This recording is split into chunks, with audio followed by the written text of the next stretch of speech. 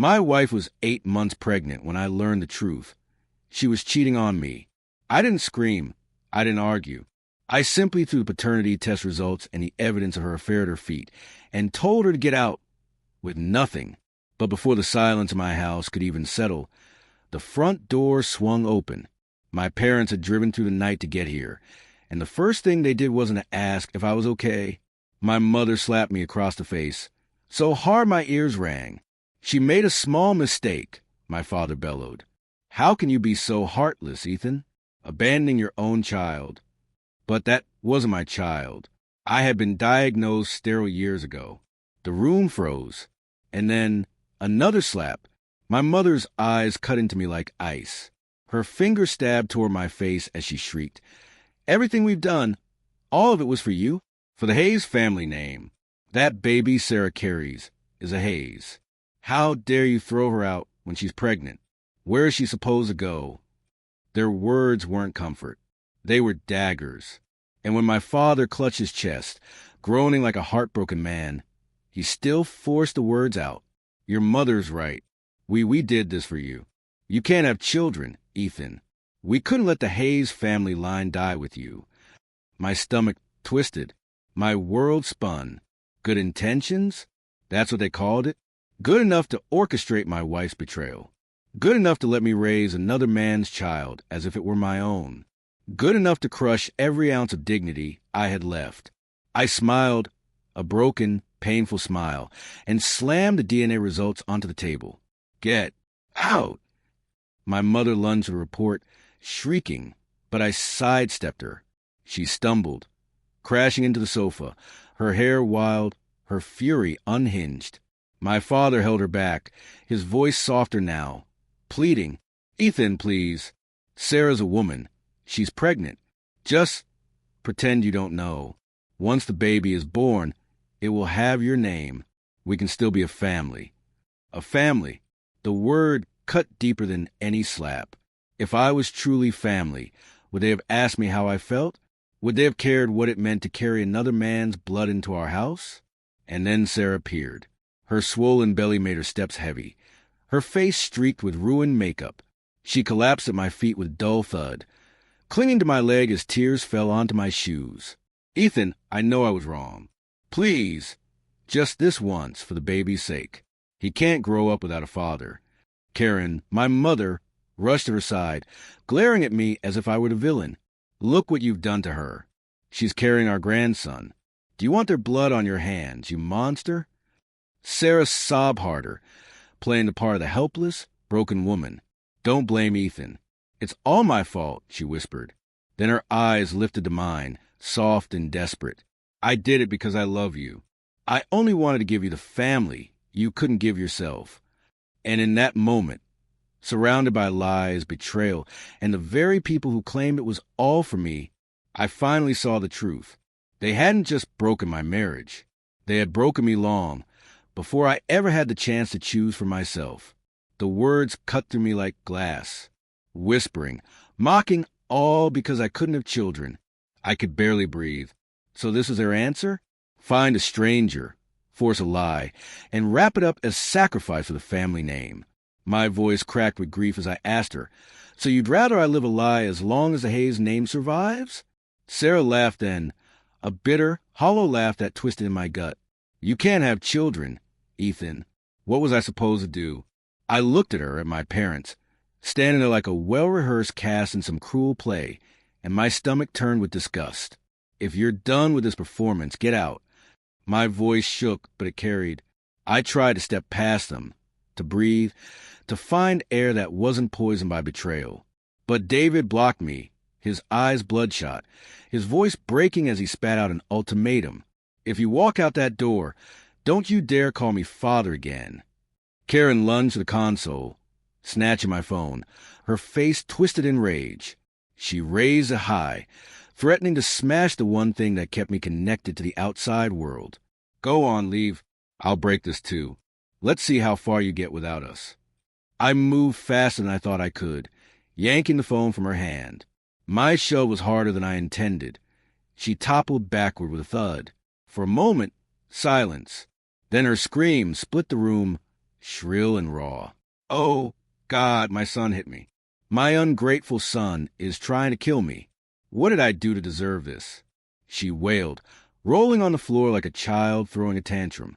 David's rage boiled over, his finger trembling as he pointed at me. Ungrateful bastard, but I didn't wait for the rest. I opened the door, stepped through, and didn't look back. Behind me, chaos roared, her hysterical cries, his curses, Sarah's broken sobs. "Ethan, don't go." But the elevator closed, sealing it all away. For the first time in years, silence. Leaning against the cold metal wall, I realized I was shaking. My phone buzzed in my hand, a message from Karen. "If you abandon us, I'll go to your office. Tell the world what kind of monster you are. I'll say you abandoned your wife and child." Another message, this time from David. "You're a disgrace. Everyone will point fingers at you. Your grandparents will turn in their graves." I blocked them both without hesitation, but the silence lasted only seconds. Then the calls poured in unknown numbers, aunts, cousins, even my father's poker friends. One by one, they recited the same script. Ungrateful. Heartless. Go back. Apologize. Be the bigger man. In their eyes, I was a villain. Always a villain. By the time I shut the phone off, dawn was breaking. I lay in the stiff hotel bed, staring at the ceiling until I memorized every crack. When the sun finally rose, I dragged myself to the mirror. The man staring back at me was hollow-eyed, worn down to nothing. But then I made a call. She answered on the first ring. "Chloe." Her voice was clear, sharp, like a lifeline. "Where are you? Send me the address." 30 minutes later, she was at my hotel door, crisp in a black suit, her hair tied back, eyes narrowing at the sight of me. She didn't ask questions. She just handed me a bottle of water. "Drink first, then tell me everything." And for the first time in days, I spoke. I spilled everything, from Sarah's betrayal to my parents' twisted scheme. Chloe listened in silence, but I saw the fury building in her. The way her knuckles whitened around her coffee cup, the way her eyes grew colder with every word. When I finished, she sat there for a long moment. Then, steady and precise, she asked, "Ethan, what are you going to do? Let it go?" I shook my head. I couldn't. Not anymore. She met my eyes, firm and unwavering. "Then make them pay. 10 times over. Don't let them drag you through the mud, without consequences." Her words hit me harder than any slap ever could. She was right. My silence, my patience, my endless retreat, it had only ever bought me more chains. For the first time, I knew what I had to do, and Chloe was ready. She pulled a folder from her bag, slid it across the table. "The house your parents live in? Most of it's in your name." "Right." I froze for a second. Then it clicked. Of course. The condo they lived in? I'd paid the down payment. The monthly mortgage, the car parked neatly in their driveway, even their day-to-day expenses. Every bit flowed from my account. Chloe didn't flinch. Her voice was calm, sharp as a scalpel. "Cut them off. Let's see how bold they are, without your money propping them up." For the first time in years, I didn't hesitate. I opened my banking app, my fingers steady, and canceled everything. Every automatic transfer, every bill, every safety net I had built for them. Mortgage, gone. Car loan, gone. Their monthly allowance, gone. And when it was over, I felt lighter, like a weight I'd carried my whole life had just slipped from my shoulders. "Thank you, Chloe." But that peace didn't last long. Back at the office, my assistant Alex rushed over, pale and uneasy. "Ethan, there are people downstairs. They say they're your family." My stomach twisted. I took the elevator to the lobby, and sure enough, there they were, Karen, David, and Sarah, center stage, soaking up the attention of strangers. Karen's voice sliced through the atrium the second she saw me. "Ethan, you ungrateful snake. You cut off our allowance. What? You want to starve us to death." Sarah, clutching her swollen belly, was sobbing, her performance flawless. "Ethan, I know you're still angry, but the baby is innocent. Don't punish the baby because of me." Phones were out. Colleagues were whispering. David just stood there, grim-faced, clearly knowing this public circus would drag me down. Not them. I didn't shout. I didn't need to. Get out. My voice carried enough to silence the room. Karen's face twisted in rage. Get out? We're your parents. Where would you even be without us? A bitter laugh escaped me. Without you, I wouldn't have been cheated on. The lobby froze. Every eye darted between us. My cheeks burned, but I didn't care. I pulled the DNA report from my pocket and held it high for everyone to see. This is the truth. My wife, pregnant with another man's child, and you expect me to play the fool. Sarah stumbled back, her face pale. Karen lunged, desperate to rip the paper away, screeching about the Hayes bloodline. But I shut her down. Then explain this. Why does the test say the baby has no connection to me at all? Gasps rippled through the crowd. I caught the whispers. No way. This is insane. Why would she cheat on a man like him? The judgment in their voices hit Sarah harder than anything I could have said. She crumbled, covering her face, fleeing the building in tears. David tried to salvage what little dignity they had left. Ethan, not here. Too many people. Let's go home and talk. Home. I almost laughed again. You played me for a fool for years. And now you want to continue the act behind closed doors. I waved security over. Karen cursed, clawing for control, but they were escorted out, her voice echoing. You'll regret this, Ethan. But the damage was done. The lobby slowly cleared. My colleagues avoided my gaze. I turned, walked back to my office, and buried the storm inside me. That night, Chloe called. Her voice was sharp, urgent. Where are you? Get to my place. Now.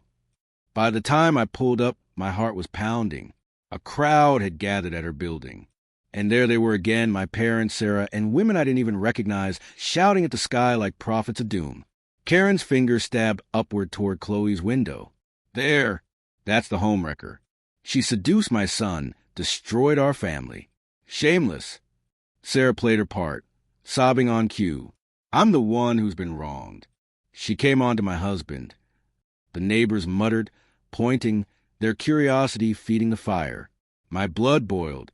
I stormed into the middle of the crowd, my voice cutting like thunder. Enough! Karen turned triumphant. Perfect timing, Ethan. End this now. Break it off with her before Sarah loses the baby. Don't let this shameless woman ruin your family. But I was past breaking. I looked at them, all of them, with disgust. You want to talk about destroying a family? Look in the mirror. You're the ones who arranged for my wife to cheat on me. That's who destroyed my family. The crowd gasped. The idea was unthinkable, too twisted to be true. But I let the silence do the work. Their own horror was louder than my words. And then, Chloe appeared at the building's entrance. My breath caught. Her face was bruised, a thin cut on her lip. I rushed to her, my chest tight with fury. Who did this? She didn't answer. She didn't need to. I turned, my voice like steel. Did you hit her? Karen lifted her chin, defiant. So what if I did? A woman who seduces a married man deserves it. She even pushed Sarah. If anything happens to that baby, she'll pay for it. Sarah groaned theatrically, clutching her belly, pretending to be in pain. But I wasn't falling for it anymore. I was done with their lies. Get out. All of you. If I see you harass Chloe again, I'll have you arrested. This time, my rage wasn't hidden. It burned in every word, and for the first time, I saw fear flicker in their eyes. Something in Karen's eyes still wanted to fight, but my father tugged her arm, his voice low and heavy. Let's go. Too many people are watching. And just like that, they retreated, disgraced, muttering under their breath while the neighbors slowly drifted away. I guided Chloe upstairs, every step weighed down with guilt. I poured the apology out before I could stop myself. I'm so sorry. You're caught in this mess because of me. But Chloe just shook her head, pouring me a glass of water, her face calm, almost unshaken. It's okay. I knew something like this might happen. Her strength only twisted the knife deeper in my chest. I hesitated, then whispered, Maybe you should get away for a while until this blows over. Her eyes locked on mine, steady, unflinching. Why should I? I didn't do anything wrong. Why should I be the one to hide? And she was right. She wasn't the one at fault. Why should she carry the shame of crimes she never committed? I had no answer. But the storm only grew darker. Over the next few days, Karen and Sarah showed up again, and this time they didn't come alone. Aunts, cousins, women I barely recognized, all of them standing outside Chloe's office with banners screaming, "Homewrecker destroys family." They handed out flyers painting Chloe as some predator who preyed on married men. Inside, her co-workers started whispering. Glances followed her down the hall. And then, the meeting with her boss. Calm words, but the message was brutal. Maybe it was best if she resigned. The moment I heard, I raced to her office. And there they were, my family in full theater mode. Karen leading the charge. Sarah sitting in a wheelchair with a bandage wrapped around her belly, looking like she was seconds from death. My voice cut through the chaos. Everyone listened to me. I stepped into the center, pointing straight at Chloe. This woman is innocent. The people who truly destroyed my family were my own parents. For the sake of the family name, they forced my wife into an affair. And now that they've been exposed, they're trying to pin it all on her. The crowd stirred. Their certainty faltered. Whispers replaced accusations. Karen's face flushed purple, rage shaking her whole body. "Ethan, you ungrateful brat. You'd betray your own mother for her." "So what if I do?" My voice was cold, sharp. "After what you've done, do you even deserve to be called my parents?" Sarah's weak little voice tried to cut in, trembling like a saint in pain. "Ethan, I know you hate me, but don't slander Mom and Dad just because of me." I didn't argue. I just took out my phone and hit play. Their voices filled the air, clear as day. "My father. It's true we arranged it, but our intentions were good. My mother. For the Hayes family name, we had no choice." Silence fell like a hammer. Heads turned. Fingers pointed. The condemnation in strangers' voices cut deeper than anything I could have said. Karen lunged at me like a wild animal, her face twisted. "You recorded us? You animal!" I dodged her easily. My words were ice. "Scared now? You should have thought of that before." Security moved in, pulling them away. Still, her voice echoed down the street, desperate and venomous. "Ethan, you'll regret this. This isn't over." But I knew it was. As I watched them dragged out of Chloe's life, I felt something snap inside me. Whatever bond of family we once had, it was gone. For good. Does family set up their own son to be cheated on? To be humiliated like a fool? My father's voice cracked through the phone, desperate, defiant. "We did it for you. You can't have children. We couldn't let the Hayes name die." I didn't hesitate. My answer was sharp, final. "Then let it die. Let it die with me." And with that, I hung up. I blocked every number. In that single moment, the Hayes bloodline, the legacy they worshipped, meant nothing to me. I wasn't a Hayes anymore. That night, I went to see Chloe. She was in her apartment, surrounded by half-packed boxes, ready to move. "I've caused you too much trouble," she whispered. "I'll find a new place."